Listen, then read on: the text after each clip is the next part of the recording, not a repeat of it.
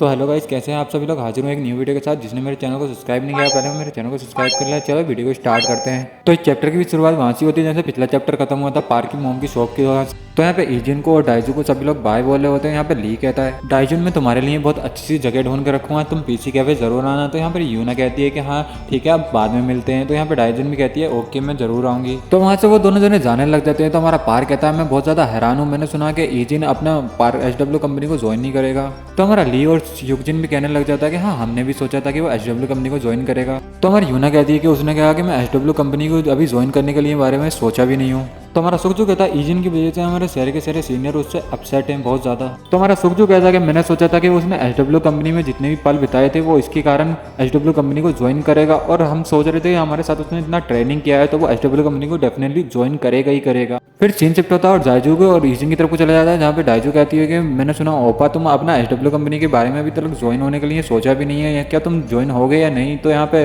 Eugene कहता है कि हाँ मैंने अभी तक उस बारे में नहीं सोचा है। तो यहाँ पे हमारी डाइजू कहती है कि आपको अपने फ्यूचर के बारे में डिसीजन लेना चाहिए, और यहाँ पे हमारा यूजिन भी उसकी तरफ को मुस्कुरा के देख रहा होता है। फिर कुछ सोचने लग जाता है, जहाँ सीन शिफ्ट हो जाता है उसके पास्ट में। तो यहाँ पे एक बंदा कहता है कि आज फिर 2 जने मर गए, क्या इसका कोई मतलब भी है, हर दिन कोई ना कोई ट्रेनिंग में मरा जा रहा है, क्या इससे हम कभी बाहर भी निकल सकते हैं।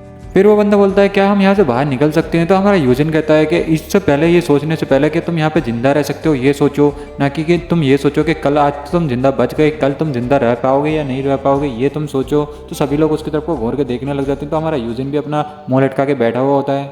फिर सीन प्रेजेंट में आ जाता है, जहाँ पे डाइजू कहती हो ओपा क्या ऐसा इसलिए है कि तुम किसी और चीज़ को ज्वाइन करना चाहते हो, इसलिए एचडब्ल्यू कंपनी को तुम ज्वाइन नहीं करोगे। तो हमारा यूजिन मुस्कुरा के कहता है नहीं ऐसा कुछ नहीं है। तो हमारी डाइजू भी उसकी तरफ को हैरान होकर देख रही होती है और सोच रही होती है कि ओपा अगर ये कारण नहीं है तो क्या कारण है जो ओपा ज्वाइन नहीं कर रहे। तो यहाँ पे सीन शिफ्ट होता है, हमें उस गुंडे बॉस की बिल्डिंग की तरफ को दिखाया जाता है। बिल्डिंग के अंदर का सीन दिखाया जाता है, जहाँ पे उस गुंडे बॉस का मैनेजर कहता है प्रेसिडेंट एंड्रयू कोरिया जाने वाले हैं, मुझे ऐसा पता चला है। तो यहाँ पे वो गुंडा बॉस बोलता है कि वो आखिरकार हमारी यूएस कंपनी से एचडब्ल्यू कंपनी की बराबरी करना चाह रहा है। तो मैनेजर कहता है कि ये खबर सुनते के साथ ही शहरी कंपनियों में हंगामा मच गया। अगर वो एचडब्ल्यू कंपनी से एग्रीमेंट साइन कर लेगा तो यहाँ पे एचडब्ल्यू कंपनी बहुत ज़्यादा गिरो होने वाली है। तो यहाँ पे गुंडा बॉस बोलता है कि ये मैटर नहीं करता कि वो एचडब्ल्यू कंपनी को एकदम एग्रीमेंट करे या ना करे, पर हमारे लिए ये मैटर करता है कि वो एचडब्ल्यू कंपनी में गया है। अगर वो एचडब्ल्यू कंपनी में गया है तो वो सारा का सारा एचडब्ल्यू कंपनी को देखेगा एकदम से, और इससे हमें बहुत ज़्यादा नुकसान होने वाला है, क्योंकि जो हम उसके परिवार को वाटर सप्लाई देते हैं, अगर वो वाटर सप्लाई अगर एचडब्ल्यू कंपनी देने लग गई तो हमें बहुत ज़्यादा नुकसान होने वाला है। प्रेसिडेंट एंड्रयू को हमारे साथ ये करने की हिम्मत कैसे हुई। यहाँ पे वो गुंडा बॉस बोल रहा होता है और बहुत ज़्यादा गुस्सा हो रहा होता है। यहाँ पे वो गुंडा बॉस बोलता है कि अपने मैनेजर से कॉन्टैक्ट करो फॉरेस्ट को, और मैं उन लोगों की ट्रेनिंग देखना चाहता हूँ जो लोग यहाँ पे ट्रेनिंग दे रहे थे। तो यहाँ पे हमारा सीन शिफ्ट होता है और हमें एचडब्ल्यू कंपनी को दिखाया जाता है, जहाँ के सारे के सारे बॉडीगार्ड बैठे हुए होते हैं, और यहाँ पे टीम 2 का लीडर बता रहा होता है कि ये है एंड्रयू बोरा। तो यहाँ पे हमारा टीम 2 का लीडर बोलता है कि यहाँ पे ये बोरे फैमिली के हेड होके हमारी कंपनी में आ रहे हैं, और ये हमें देखने चाहते हैं कि हमारी सिक्योरिटी टीम कितनी ज़्यादा अच्छी है, कितनी ज़्यादा मजबूत है। टीम 2 का लीडर बोलता है कि हमें अपनी पूरी की पूरी उसकी सिक्योरिटी को देना पड़ेगा। भले ही वो अपनी सिक्योरिटी को पहले से ही लाए होंगे, फिर भी हमें अपनी पूरी की पूरी सिक्योरिटी को उनको देना होगा और उनको दिखाना होगा कि हमारी सिक्योरिटी कितनी ज़्यादा मजबूत है। यहाँ पे टीम 2 का लीडर बोलता है कि ईमानदारी से कहूँ तो हमें एंड्रयू बोरा की ध्यान नहीं रखना है, हमें उसके परिवार का ध्यान रखना है जो कि वहाँ से आ रहा है। हमारा टीम 2 का लीडर फिर से बोल पड़ता है कि हाल ही में उन्हें हमारी कंट्री में आने की बहुत ज़्यादा दिलचस्पी मची है, इसलिए वो यहाँ पे आ रहे हैं और उनको हमें पूरी टीम के साथ स्वागत करना है और उनके अलग अलग सिक्योरिटी को ध्यान में रखना होगा। फिर वो सारे बॉडी काट करते हैं, हाँ ठीक है हम अपने सारा का सबका ध्यान रखेंगे। और यहाँ पे हमें नेक्स्ट सीन में दिखाया जाता है जहाँ पे एंड्रयू बॉस हमारी एचडब्ल्यू कंपनी के प्रेसिडेंट से मिल रहे होते हैं और यहाँ पे हैंडशेक कर रहे होते हैं। हमें सीन शिफ्ट होता है, फिर मिस सिंजे को दिखाया जाता है, जहाँ पे मिस सिंजे कहती है तुम्हें कोई सी भी फॉर्मेलिटी निभाने की कोई ज़रूरत नहीं है। तो यहाँ पे वो दोनों जने कहते हैं कि हाँ हमें कोई सी फॉर्मेलिटी निभाने की ज़रूरत नहीं है, हम बस यहाँ पे थोड़े से वक्त के लिए आए, हम अपना एंजॉय करना चाहते हैं और हम एचडब्ल्यू कंपनी को परेशानी में नहीं डालना चाहते।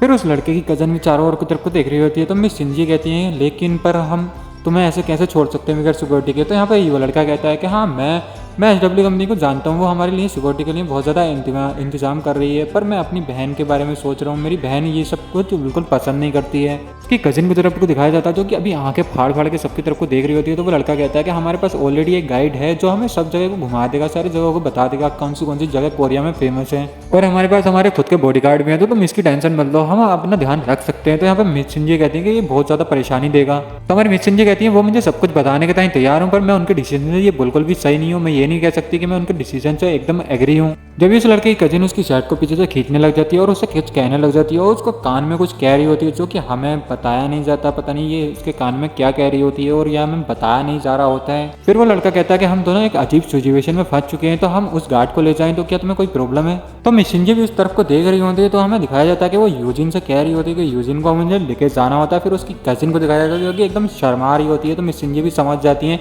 कहाँ इसकी कजिन को हमारा यूजिन पसंद आ गया। यूजिन स्मार्ट इतना यार। मिस सिंजे कहती है कि यूजिन को ये क्यों ले जाना चाह रहे हैं मुझे पता है, क्योंकि इसकी कजिन को भी हमारा यूजिन पसंद आ गया है। चलो कोई बात नहीं, ठीक है, फिर ये यूजिन को ले जा सकते हैं क्योंकि अभी इसके पोजीशन ऐसी है जो हम मना भी नहीं कर सकते और इसको जाना पड़ेगा यूजिन को, तो हम इसे जाने देते हैं।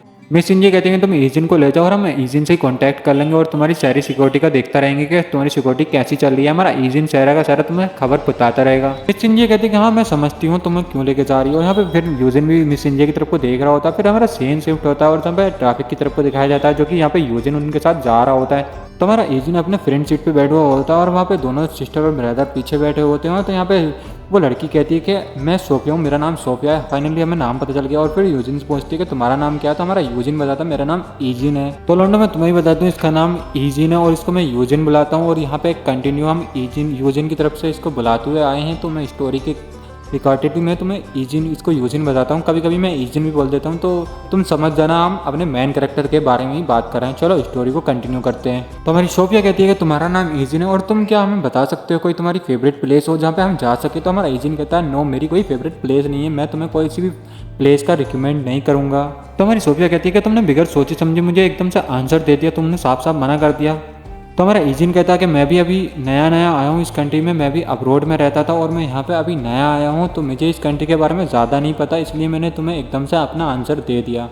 तो सोफिया उसके जवाब को सुन के बहुत ज़्यादा हैरान हो रही होती है। तो उसका कजिन कहता है कि चलो जो हमने फर्स्ट प्लेस चूज़ की थी तो हम पहले उस फर्स्ट प्लेस पे चलते हैं। तो सोफिया भी कहती है ओके ठीक है चलो हम उस फर्स्ट प्लेस पे चलते हैं। तो यहाँ पे सोफिया का ब्रदर बोलता है कि मुझे लगता है कि तुम्हारी एज भी सोफिया के बराबर होगी, तुम्हारी एज कितनी है। तो यहाँ पे यूजिन कहता है कि मेरी एज 19 साल है, जो कि मेरी एज भी 19 ही साल होने वाली है। तो यहाँ पे सोफिया का भाई बोलता है कि तुम सोफिया से 1 साल छोटे हो और मैं SW कंपनी से बहुत ज़्यादा डिसअपॉइंट हुआ क्योंकि वो अभी यंग एज वाले लड़कों को भी अपना बॉडीगार्ड बना के रख रहे होते हैं। तो हमारा यूजिन कहता है मैंने खुद अपना SW कंपनी को ज्वाइन किया, ना कि SW कंपनी ने मुझे फोर्स किया है और तुमने मेरे लिए इतना कुछ सोचा उसके लिए शुक्रिया, बहुत बहुत तुम्हारा धन्यवाद। तो यहाँ पे सोफिया का भाई बोलता है कि वो तुमसे बहुत ज़्यादा नरमी से पेश आते होंगे SW कंपनी के मेंबर।